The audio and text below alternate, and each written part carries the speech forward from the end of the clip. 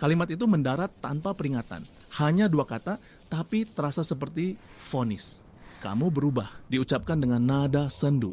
Campuran kekecewaan dan tuduhan yang tak terucap. Udara di sekitarmu seakan membeku. Seketika duniamu terbalik. Kau yang tadinya merasa tegak, kini dipaksa berlutut di hadapan pengadilan tak kasat mata. Pertanyaan-pertanyaan mulai meracuni pikiranmu. Apa yang salah dariku? Kapan aku melakukannya? Apakah aku orang jahat dalam cerita ini? Inilah racun pertama yang mereka suntikan, keraguan diri. Mereka tidak menyerangmu dengan amarah, tapi dengan kesedihan palsu. Mereka memposisikan diri sebagai korban dari perubahanmu. Kau mulai memutar ulang memorimu, mencari bukti kesalahan.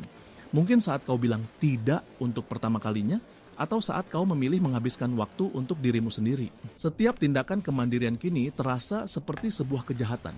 Setiap batas yang kau bangun kini dicap sebagai tembok yang menyakiti mereka. Pahamkah engkau permainannya? Ini bukan tentang perubahanmu. Ini tentang kendali mereka yang hilang. Inilah kebenarannya. Kalimat kamu berubah jarang sekali merupakan sebuah observasi yang tulus.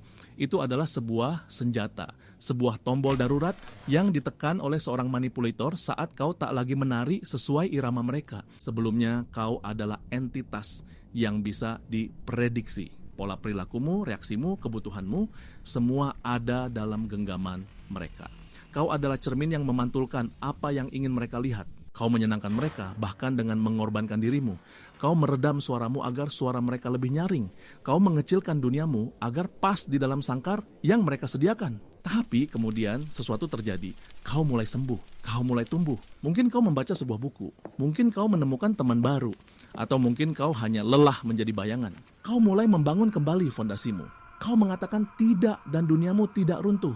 Kau menyuarakan pendapatmu dan ternyata kau punya suara yang kuat. Kau tidak lagi meminta izin untuk ada. Inilah perubahan yang mereka takuti. Ini bukan kebetulan, ini psikologi. Manipulator terutama yang memiliki sifat narsistik beroperasi dalam sistem yang kaku. Mereka membutuhkan kepastian. Mereka membutuhkan kendali. Ketika kau berubah, kau menjadi variabel yang tidak diketahui. Kau merusak naskah yang telah mereka tulis untukmu. Kau mengancam seluruh realitas yang telah mereka bangun dengan susah payah di sekitar kepatuhanmu. Maka mereka meluncurkan serangan balasan. Bukan dengan agresi terbuka, tapi dengan manipulasi emosional. Kamu berubah adalah tuduhan yang dibungkus sebagai kepedulian. Artinya, kamu yang dulu lebih kusukai. Yang sebenarnya berarti, kamu yang dulu lebih mudah dikendalikan. Artinya, kamu tidak lagi memprioritaskan kebutuhanku. Yang sebenarnya berarti, kamu tidak lagi mengabaikan kebutuhanmu sendiri. Artinya, aku merindukan kita yang dulu. Yang sebenarnya berarti, aku merindukan kendaliku atas dirimu. Mari kita lihat sebuah contoh. Sebut saja dia Elara dan manipulatornya Silas. Elara selalu menjadi penopang Silas. Dia membatalkan rencananya jika Silas butuh teman bicara. Dia menolak kesempatan kerja di luar kota agar tidak jauh dari Silas. Dunianya berputar di orbit Silas. Suatu hari Elara mulai mengikuti kelas seni keramik, sesuatu yang selalu ingin dia lakukan. Di sana dia menemukan gairah. Dia menemukan teman-teman yang berbicara tentang Ida, bukan orang lain. Dia mulai pulang lebih malam. Ponselnya tidak selalu ada di tangannya untuk menjawab telepon Silas seketika.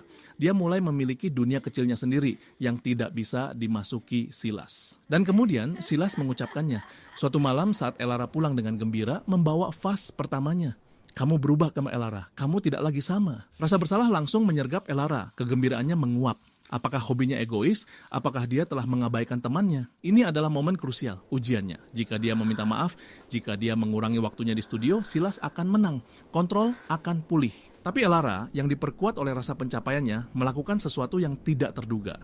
Dia menatap mata Silas, memegang vasnya lebih erat, dan berkata, "Ya, aku berubah, dan aku menyukainya." Inilah titik baliknya, momen di mana mantra itu pecah. Saat kau menyadari bahwa perubahan bukanlah kejahatan, melainkan bukti kehidupan, bukti pertumbuhan. Orang yang benar-benar peduli padamu akan merayakan pertumbuhanmu.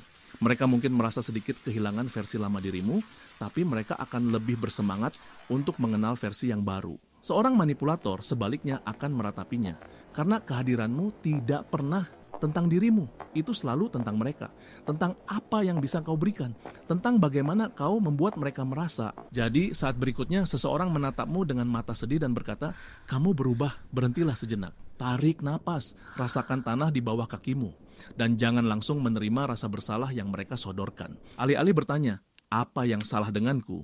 Tanyakan, perubahan mana dalam diriku yang mengancam kendali orang ini? Pertanyaan itu mengubah segalanya. Itu memindahkan fokus dari rasa malu ke analisis.